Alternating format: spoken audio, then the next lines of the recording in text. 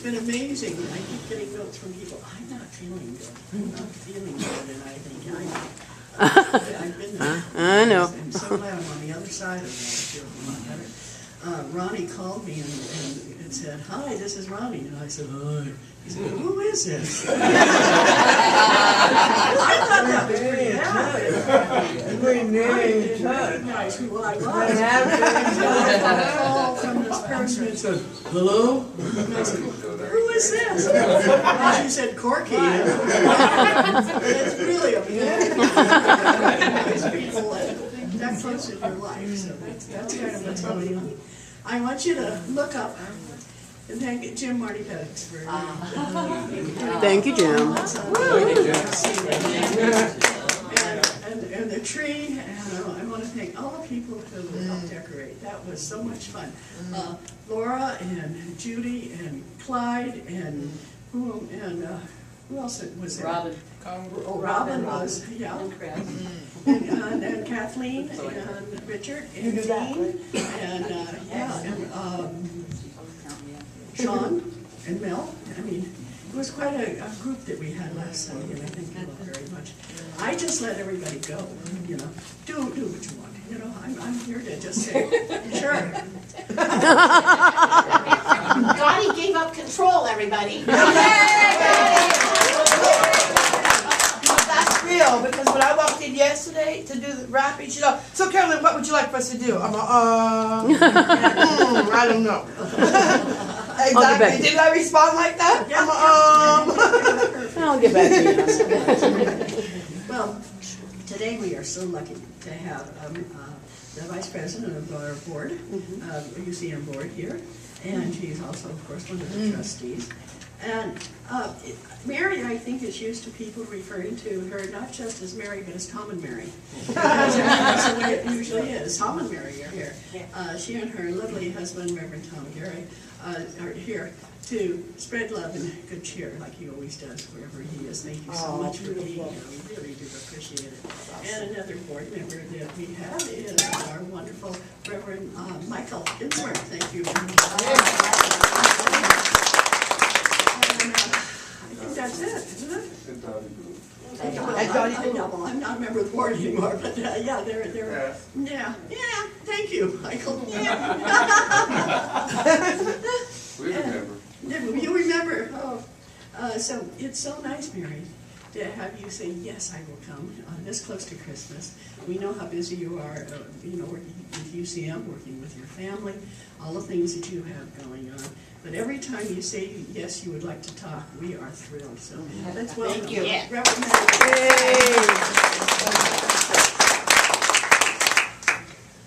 Sorry, I'm a little stiff. I get my hip fixed next year. One piece at a time, huh? Almost next year, isn't it? Yeah. Just beautiful here. It's very wonderful. And everybody knows how I am. Not sure yet. Give her a microphone, Annie. You know how I am. When I talk, I like to have a connection. And so, Kathy Corliss, will you come up here with me? And I didn't ask you before, Chris, but Absolutely. okay. I think three of us can do it today because it's a smaller crowd. I won't be talking long or saying anything new. But what I do is I have a little song that I sing that opens my heart. And I ask that you sing it with me to open your heart. And we walk among you, not so much that we have some magnificent power that we're sending out, but to open our hearts together, to make that connection so that as we share the words that we're inspired to bring, our hearts resonate together and it clears the message that comes. So, I'm not very good at singing. I'm not what they call one of those people who has the tune, you know, straight in their head. So if I get in too much trouble, I'll ask our choir leader to. But the song is very simple. It goes, "How could anyone ever tell you you are anything less than beautiful? How could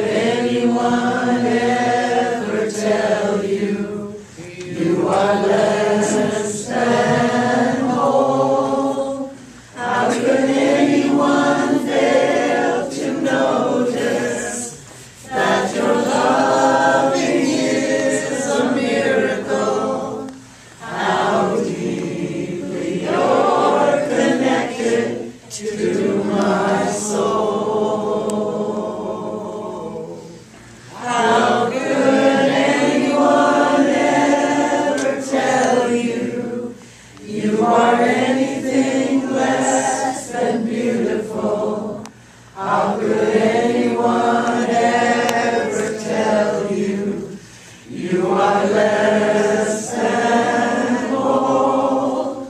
How could anyone fail to notice that your loving is a miracle? How deeply you're connected to my soul. How could anyone ever tell you you are anything less than beautiful?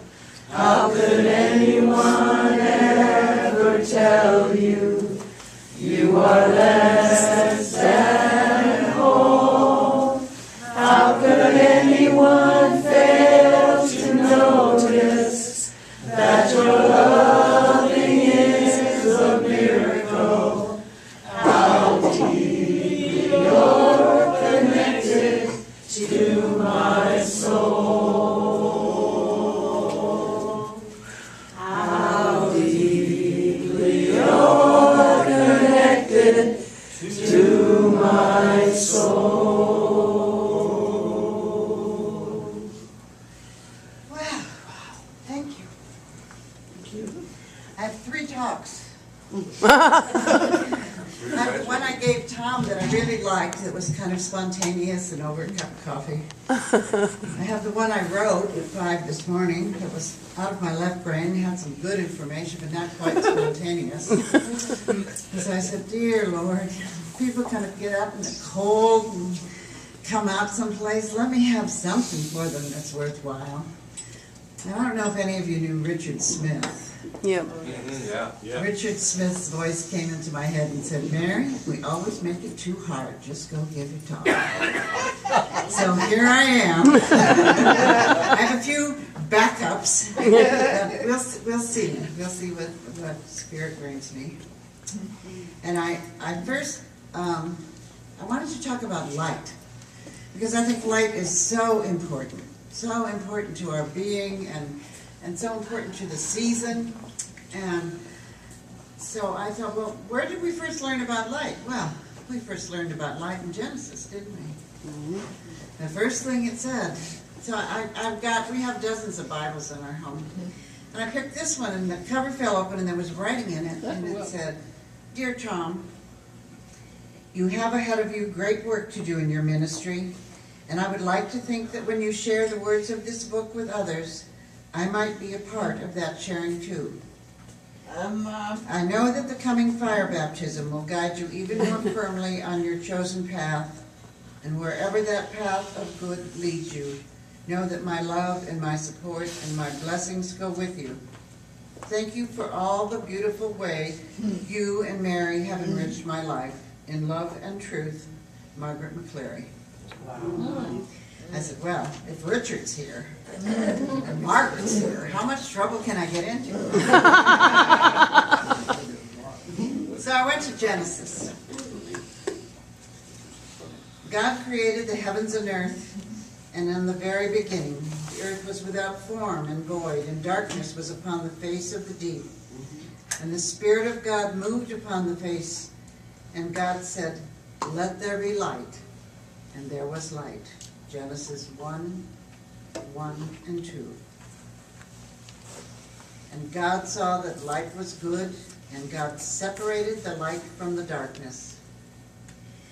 So I thought about, well, what is light, really? What does it mean to separate the light from the darkness? And what do we know or care about it? But I thought that you know, this is, in our church, we don't say this is what you have to believe, or something bad is going to happen to you, or something bad is going to happen to me if I don't get it right, otherwise nobody'd ever speak. But we do say, share what you believe. And what makes sense to people, what resonates with people, they take into their heart. And what doesn't, they just let slide by the wayside and trust your open heart and the love it sends to you. So my thoughts about how the world started was that God, or source, or whomever you care to define it as, the organizing principle, had this group of beings that wanted to grow. I don't know where they were, in his pocket, on another planet, who knows, I don't understand all that. But I do believe that God wanted people to have an opportunity to grow and enrich their being. And so God said, well, they need a place of work. So God created Earth. Out of the millions of stars and planets that were floating around, having who knows who, doing who knows what, growing in their own way, he created this place. And we call it Earth. And he created it first by bringing the light to it and making the light alive in it. And our Earth is, Gaia, many people call it, our Earth is a living, breathing place, as we are living and breathing upon it. And I believe it was the goal of the Creator that we should resonate with the place that we were placed, and that we should care for it, and we should bring fruit and fruition into it. That we should be a part of it, and that we should be a part of it where we are. And that we should use the first gift that God gave us to make changes in ourselves and in our environment, and he called it light, and so do I. I want you to think back to the times when we first were, this is another one of my theories, I'm not much on the Garden of Eden, but I do believe that there was a time in which in our evolution, the God source thought we were ready and infused us with a spark of light called our soul. And our soul, once it became a part of us, became our guiding force, our connection, our reminder of the power of our source and the opportunity we have to come closer to it by living a right life, a light-filled life. It doesn't matter if you're the president, please God, or whoever you are, or what you do. It matters. It matters that where you are planted, where you are, whom you touch with a loving, open heart, a light-filled sense of their innate goodness and yours, a willingness to say, we can make things better. We can make things better in our life. We can make things better in the world. When we first were, when we slept in the beginning, I never knew this, but I love to find these little odd facts to charm you with. We slept in trees. We slept in trees because it was way too dangerous to sleep on the ground. I mean, if you slept on the ground, you probably would be somebody's breakfast, not awakening to find your next day. So we slept in trees. And once we were soul infused, I believe, we began to think and problem solve in a different way. We had more light in our being to allow us to see solutions. And one of the things that somebody back there noticed was that when fire was around, the dangerous animals didn't like to come near it, so they stayed away from it. And so the first thing that we began to do as we moved forward in our own evolution was to learn how to manage fire. And things changed fairly rapidly after that. And man was able to move from the trees into the caves because they could take, they found not only remains of torches, which mostly disintegrated, but they had made little hollowed out rocks so that they could bring light into the caves. And they brought light into the caves and began to paint upon the walls. Began to develop their own community. Began to separate into who could do which job better. And only because that was the way it worked, who could do which job better, the women stayed home, raised the children, gathered the whatever, and the men went out on hunting parties. I'm sure they were very beneficial. because they brought back the food that we now could cook.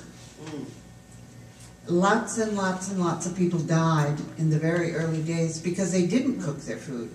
Now, we've come to the cycle where we sometimes enjoy raw things because we think we've moved to that special place. But when raw things were all you had, the body was not able to digest them well, and the bacteria of the animal you were eating frequently was stronger than your body's ability to defend against it. And so there was a huge, the average lifespan in those days, they didn't track it, but only the hardy survived. Wow. There was a- Vegetarian survived. Huh? Vegetarian survived. Well, there's problems with some of those grains too, but.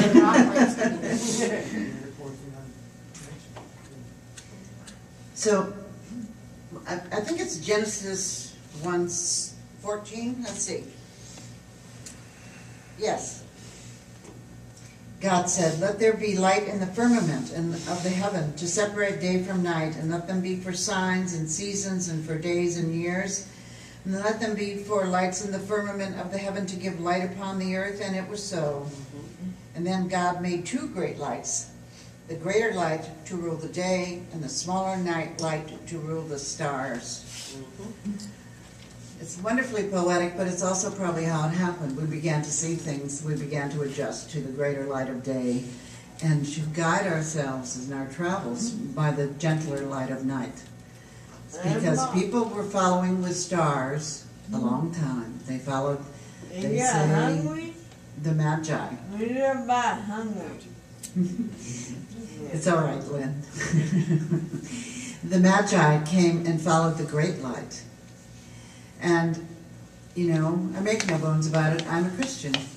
And so I'm excited by that baby in that manger. I don't think everybody has to be a Christian. I don't think everybody has to be anything. I think people have a right to choose however they want to follow and whatever prophet they want to follow. And that all God wants us to be is as good as we can, using whatever tools best suit us. So I don't have any trouble with what people do. I'm just saying, this is what I do. This is my time of the year. This is why I love it when they can fit me in this season of Advent, this preparation of the coming of the Christed One. Because what I believe happens with the Christed One is happens with all prophets. In the right place, in the right time, those prophets of all those different religions came in because they were needed. They came in because people needed inspiration and guidance to remember their purpose on this earth, which was to grow their own soul. Each person's job is to grow their own soul. And you grow your own soul any number of ways. You grow it by being kind to your neighbors. You grow it by being a loving being. You grow it by not stealing from your neighbor and, in fact, helping them when they need something. There's any number of ways without being a head of a company or holding some high office that you can grow your soul. And one of the best ways to grow your soul is to grow your soul through the power of relationships. Not just everyone isn't given the gift that I've been given, and that is to have the most wonderful relationship in the world with the most wonderful man in the world, because of course I already have him, so you can't all have him. Get the idea. But we have those relationships with people that we work with, people that we share our spiritual community with. Lots of people are there for us to love. We just have to make up our mind that loving them and being kind in our relationship with them is part of our job. What else can you use the light for? The light is protection. Most of the people in this room know when you get into the car or you get into a situation that looks scary, you go, okay, let's bring the white light in here. You know, I don't know how I got on this street, Lord, but let's white light me right out of it. You know, and that works. You know, whether it works because it activates some hidden mechanism inside us, or whether the divine light comes from externally and surrounds us, it doesn't matter. You know, we can think about those things because entertaining and it's helpful to think about them because it makes you more inclined to use them. But you shouldn't limit your use of them based upon your ability to understand all of them. That's a dangerous hook that says, I don't want to be weak and just accepting. Well, I don't want to be weak and just accepting either. But I don't have to understand everything that was put together by a force that was brilliant enough, strong enough, and caring enough to create a planet before I can use the tools. So you just need to think, you know, when your children are small and you put a spoon in their hand because it's a better way to eat oatmeal than their face in the oatmeal, they're just using the tools that you gave them. They don't have to understand where the spoon came from or where the metal was drawn. So I would just encourage you to say, what are the tools that are divinely available to me and how can I use them? And one of the best tools is light. You use it for protection. You use it for guidance. They guided the Magi to the Master. You use them for inspiration. Now, I don't know how it is where you live, but we just moved to Willow Glen. And, whoa, when you drive around Willow Glen and Los Gatos, we were in Los Gatos, when you drive around those places at this time of year, your heart just sings. I mean, you just go, oh, look at that. They cared enough about their neighbors and anybody who went by. Look what they did. They just lit up their whole house. Isn't it beautiful? Isn't it wonderful? It didn't cost me anything. I just walked down that street. Well, you know, me, I drove down that street. But some people walk. And it was glorious. I mean, the best thing when you come in here, we'll turn off all the lights just before I'm finished. And let just the special lights light things up. And won't it feel different in your heart? Yeah. It's amazing. It's amazing. I'm 76 years old and I'm still like a child when the Christmas tree lights up. I love it. Light also allowed us to do things we couldn't do otherwise. That's why it was so exciting when we took fire under our control.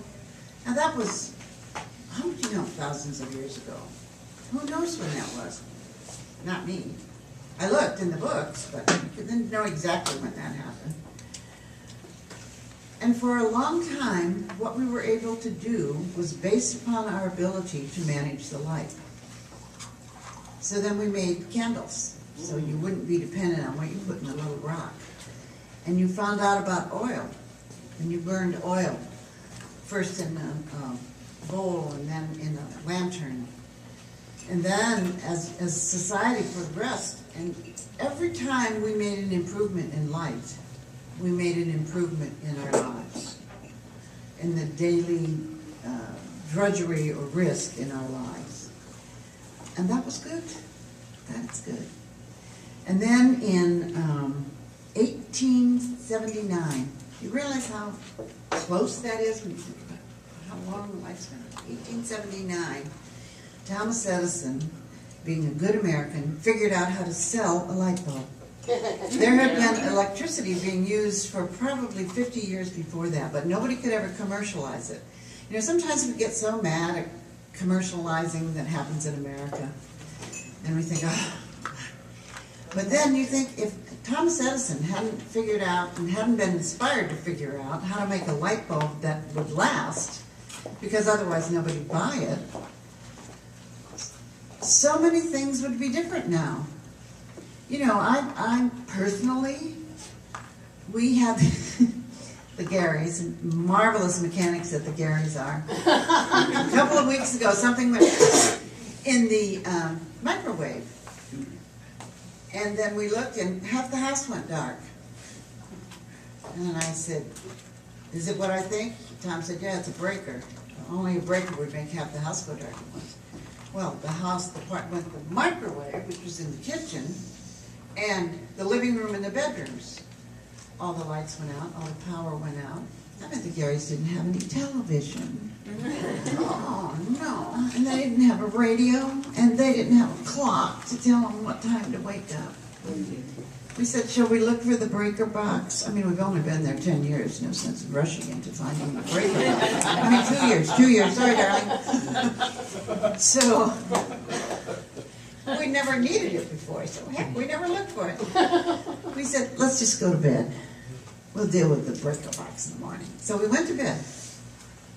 And it was very dark. It was very dark in that room. Until that moment, I didn't think about how many little wonderful electronic things we have that have their red light on to let us know they're still alive. You know, we're here the minute you need me. Woohoo! So it was just dark. It was just dark, like it was for people for thousands and thousands of years. And you know what we did? Slept. Well, no, not that. We slept and we slept better than we had slept in I don't know when. Because we forget, we bring those things into our lives. I certainly don't want to give up my television. I don't want to give up, I don't want to give up anything, that's how I am, but you forget that they hook, there's a hook, there's a connection, there's a piece of them that stays in your life whether you're consciously putting it there or not. I just say be attentive to that. We don't have quite as many red things blinking in our bedroom now as we did before the breaker went out.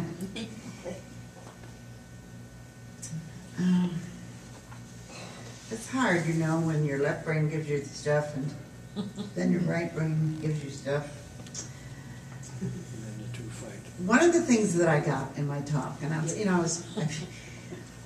I suppose God doesn't care where you pray, but I was praying in front of the computer because I was trying to talk, and I just was so nervous about this talk.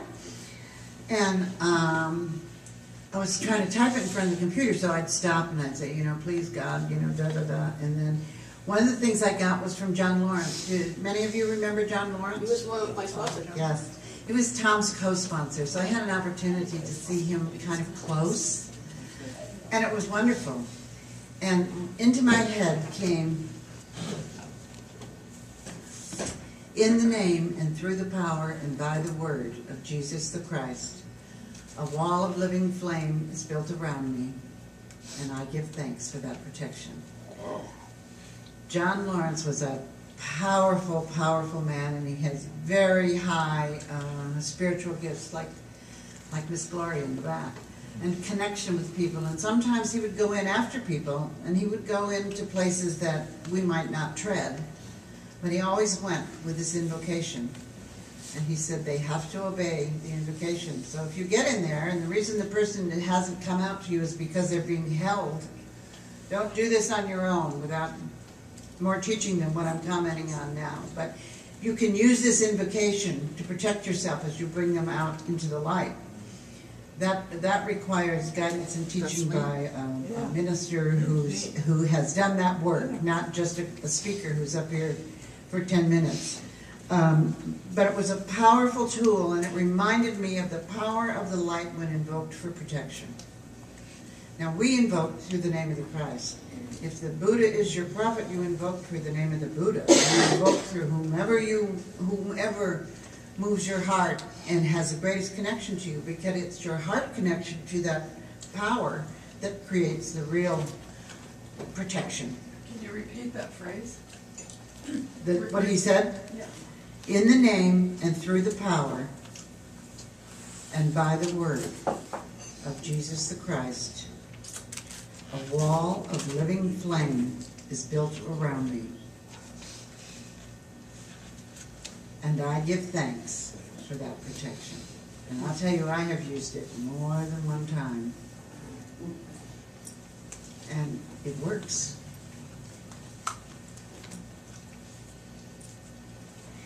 When you're asking for a solution to a problem, don't you ask for enlightenment?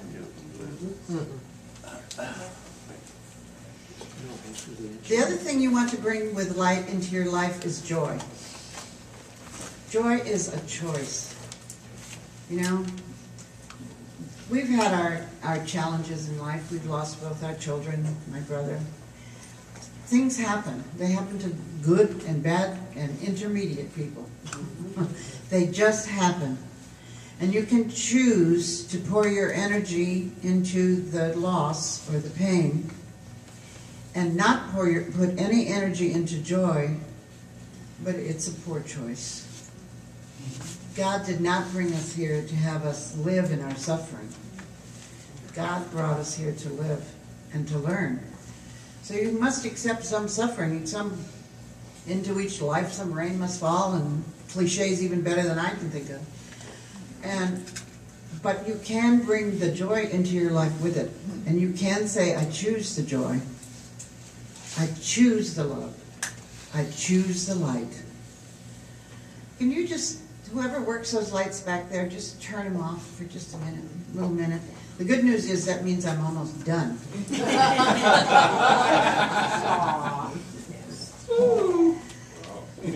There's nothing I could give to you greater than the experience of these lights right now.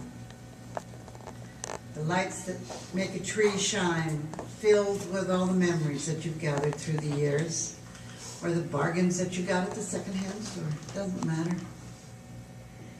An angel full of light, an angel altar full of light, that sang the hosannas to the Christ child when he came, and sang when all the other prophets came into the world.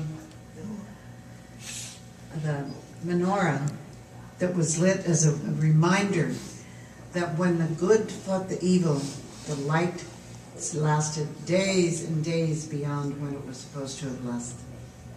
Did that just happen? Or did the God force intervene? You know what I believe. Any number of ways. When you ask, the God force comes to you. So I ask for you now, that the God force come into you and fill every being in this room with the light that will make us the merriest of Christmases in a long time. Thank you.